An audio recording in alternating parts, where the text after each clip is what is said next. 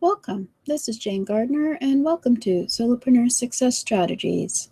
Today on Solopreneur Success Strategies, it's all about Mindset Monday because we're starting on mindset at the beginning of the week so we can go and survive the rest of the week. So today it's all about what is the source of your limiting mindsets. Previously, we've been looking at your fixed versus your growth mindset, and also your small business versus your entrepreneurial mindset, and your employee versus your employer mindset or entrepreneur mindset. So just have a look at my YouTube channel at http://jgtips.com/YouTube, or just have a search for Jane Gardner and you will find Mindset Monday and have a look at some of the previous shows there. Today we're looking at what is the source of your limiting beliefs or mindset. So what is the source of your limiting mindset? Limiting beliefs come from actual experience in your life. Entrepreneurs often fail because they cling to limiting beliefs they've been conditioned to hold. Limiting beliefs come from experience. Often limiting beliefs come from very early life experience. Limiting beliefs may even come from your early childhood education and from your school and from the culture around you. Generally speaking, society doesn't raise children to become adults who think like entrepreneurs. We will discuss that later as to what is the entrepreneurial mindset.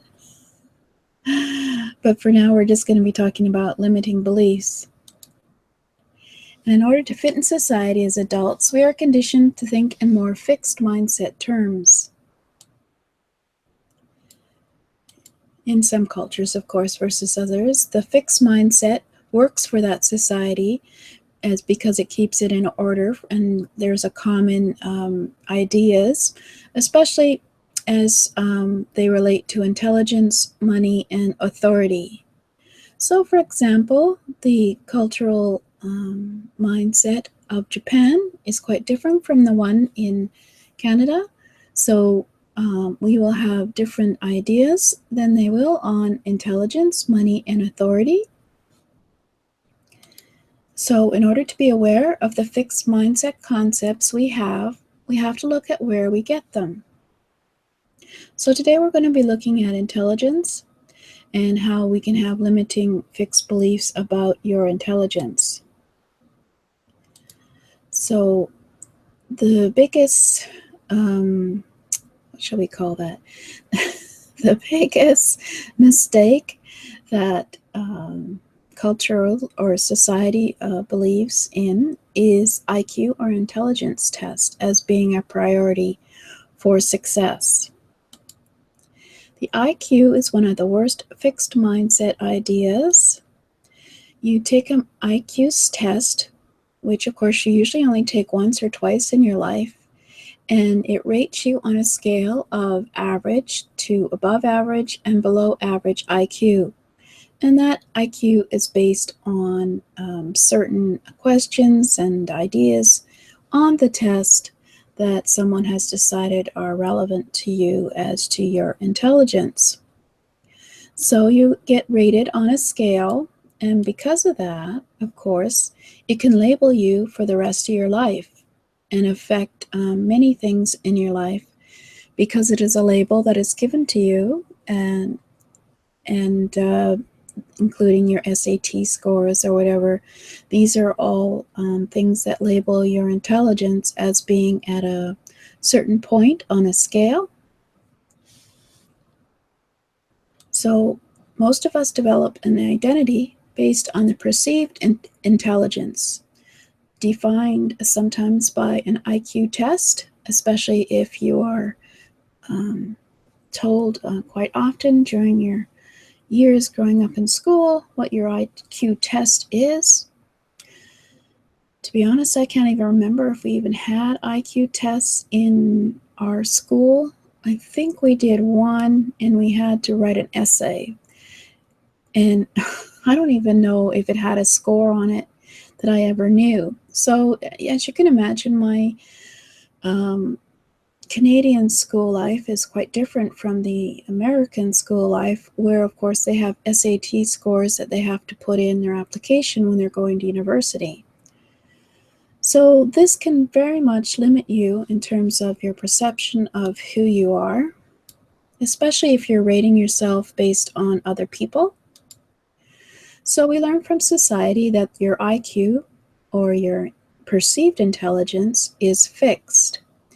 You're given a test, it's a label. The belief is that the IQ doesn't change, and the IQ score can affect how you take on challenges or not, because you don't feel you have the IQ to take on that challenge, or the intelligence, excuse me. How you interact with others whose IQ may be higher or lower than you. You may label others depending on their IQ or what you perceive to be their IQ or intelligence. Certainly, you know that someone who may get into university based on their IQ tests would be someone who is different from you, and of course, then you label them. Also, if society says that the IQ test is a scale that defines your intelligence, your culture can either say your IQ reflects your success and a higher IQ means you are gifted. But unfortunately, also, when you get a lower than average score on your IQ test, sometimes it can be defined as saying you are stupid. So, obviously, not by the teachers, but by your fellow students, because of the perception of how it's a scale, and it's based on being average, above average, and below average. And of course, this can also affect how you feel about your own success and what you can do in life. And it may limit you in terms of how you dream about what you want to do when you grow up. This type of societal pressure can keep you in a fixed mindset about your potential. Like I mentioned, you can feel that, oh, I don't have the intelligence in order to get into university, or I don't have the intelligence in order to run a business. Or it can also create negative self-talk, which is very important as an important feature of the fixed mindset, as we mentioned previously. So you'll have negative self-talk, talk about your potential and your ability to achieve a successful life. So if you've been told that you're average IQ or below average IQ, you will probably have a lot of negative self-talk about your own potential, and you need to be able to remove that self-talk. So you call yourself stupid. Your inner critic can come and tell you that you'll never achieve anything, or you'll never achieve what you want to do because it's impossible, or you don't have the skills, you don't have the intelligence, etc., etc. Who needs to run over all that? I'm sure you've heard a lot of this negative self-talk yourself. Because we're all hard on ourselves, as I mentioned previously, when it comes to our inner critic, and we've learned a few ways in order to remove your inner critic. Or you can judge yourself in comparison to another, which stops you from trying. Now, when we mentioned previously how your negative self-talk can actually make you say that you can't do something because this other person has an MBA, so of course they must know how to run a business, where of course that doesn't mean that they're going to be successful as a business person. That just means they have an MBA. So you judge yourself in comparison to another, which stops you from trying. This fixed mindset about your intelligence is hard to unlearn when the culture celebrates the IQ score. When I'm not too familiar with American, but from what I've heard, that of course you have to submit your SAT scores to a university in order to get in, or other tests.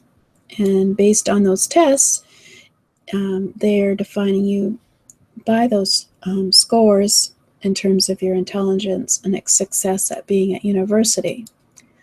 So you have to throw away this limiting belief about your intelligence. You are the sole creator of your own destiny. Modern research has shown that intelligence is more multifaceted. IQ isn't a scale. IQ is a scale, actually, but intelligence is not a scale. Intelligence is multifaceted. It's not just based on the success at a test. As you can imagine, being able to do other things is should be considered when considering the intelligence of a person. So instead of thinking of your fixed IQ like a half full glass at a certain level that will never change, now modern research believes that intelligence is more fluid and it changes throughout your life. You can have, of course, different physical problems, which will affect how your brain is doing, and so that will affect how you respond in terms of things and intelligence. And certainly, as you gain more skills, you probably will become more intelligent as well as you go through your life. So having an IQ test when you're 17 is not going to define you for the rest of your life. So modern research believes that intelligence is more fluid, and with experience it should change throughout your life. So intelligence is overflowing and not easily labeled. So throw away that IQ score label you got in school and remove that negative self-talk about yourself in terms of your intelligence. And I've shown you some of the techniques you can use to remove your inner critic. And remove that negative self-talk about your abilities, because that's what's stopping you from your success and moving forward in your life. We all have glasses overflowing indefinitely. I should have put a video in here of the water flowing over the glass, and we all have the potential to do the success that we want to do, as long as we can learn the skills we need. That is the sort of modern research idea about your intelligence. So this is the adult way of thinking, and it leads to a growth mindset.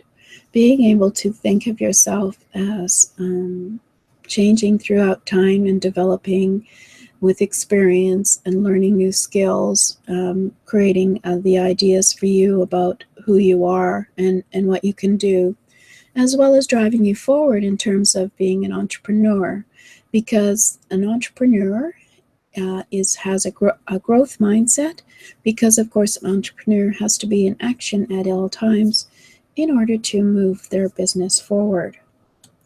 So next time we will look at the other limiting beliefs, and one of those is the limiting beliefs about money. So in the meantime, you can check out Develop Your Success Mindset at http://jdtips.com/s mindset. And we'll talk to you next time.